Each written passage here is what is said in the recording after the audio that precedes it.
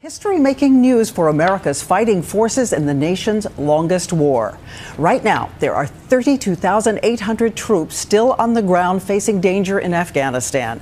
But today, President Obama told them when they're coming home. Over the past 12 years, 2,184 American soldiers died in Afghanistan, but the families of those still serving are counting the days until it is over. And ABC's Martha Raddatz, who has reported from the region more than 20 times, tells us it is now clear for most of those troops it's going to happen even faster than we thought.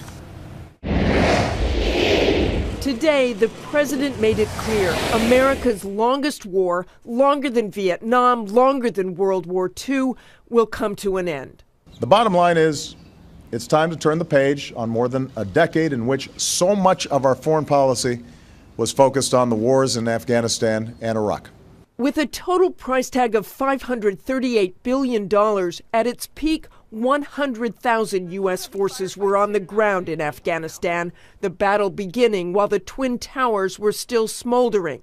Today, there are more than 32,000 U.S. troops on the ground, but they will be rapidly reduced to 9,800 by the end of this year. At the end of 2015, only 5,000 will remain. By the end of 2016, all gone except for embassy personnel. We have to recognize Afghanistan will not be a perfect place. And it is not America's responsibility to make it one.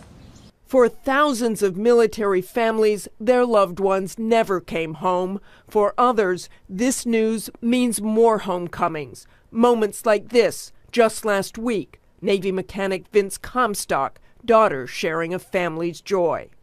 All of this, after nearly 13 years of war, we saw firsthand. Do you think about the mission in its entirety? I just try to make it back alive. That's pretty much it. In the end, the war would weaken al-Qaeda, scattering them, but not destroying the terror group completely. This final drawdown of troops will likely move even faster than expected. You could see more than 20,000 happy homecomings by the end of October. And those troops who remain will only be involved in training and counterterrorism operations. Diane? And the news about the troops coming from Martha Raddatz tonight. Thank you, Martha.